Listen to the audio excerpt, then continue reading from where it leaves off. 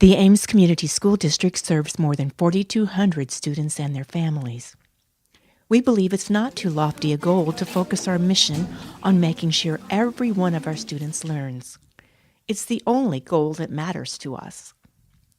We've framed our education strategic plan around 4 questions that help us know what we want all students to learn, how to assess that they've learned it, what we will do when they master it, and how to adapt our strategies if they don't learn it. Superintendent Tim Taylor explains how these 4 questions form the foundation for our district's priorities at every level. Hi, I'm Tim Taylor. I'm superintendent of the Ames schools. Over the last 3 years, there's been much attention drawn to our efforts at balancing our budget, creating some financial security, as well as our school facilities plan.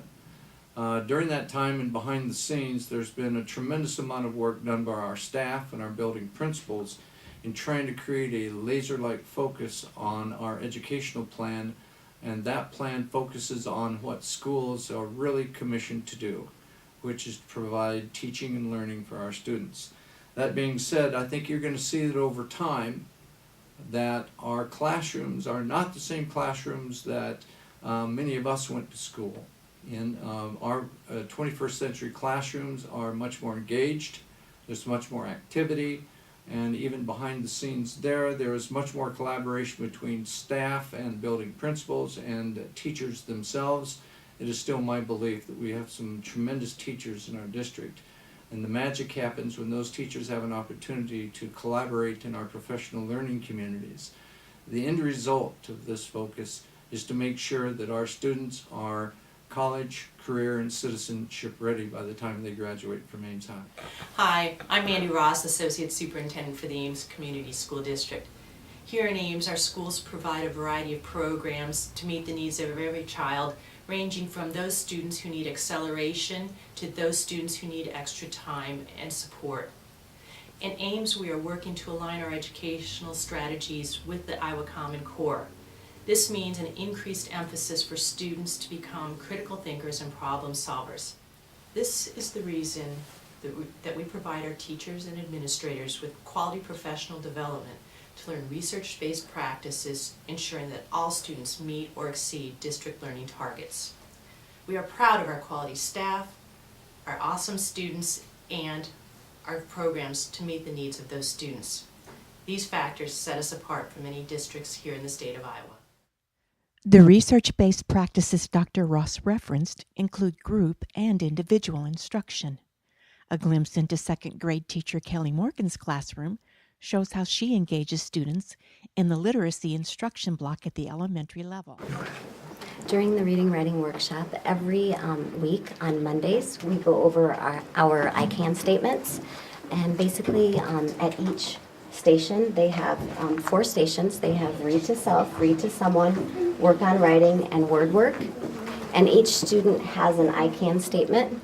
So this week at Read to Self, the I can statement is I can retell the who or the what the text are mostly about in a nonfiction text, and they need to be ready during shared learning time to share 2 or 3 important details. This week, for several weeks, we've been working on making inferences. So at Read to Someone with a partner, they are practicing making thoughtful inferences. They're using Say Something cards, which are helping them to get started with the conversations on making inferences.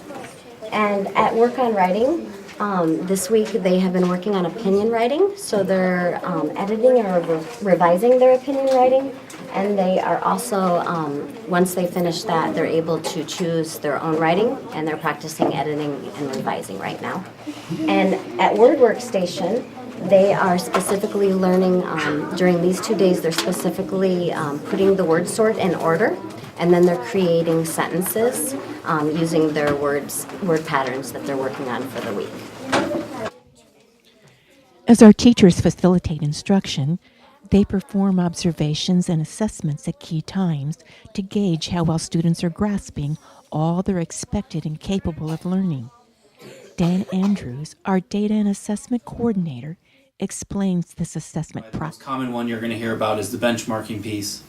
In terms of giving us data to where our students are falling in the continuum of the class. And as we look at that, the teachers do many things in their classroom to provide opportunities for your students to be successful. But the key is always remembering that we're looking at the data and how your individual student's performing, and that based on the skill sets that we're providing our teachers, we can help your student get whatever they need from the educational system here in Ames. Our teachers have developed assessments to use in common to provide the data they need to determine whether students have mastered the learning expected in the curriculum.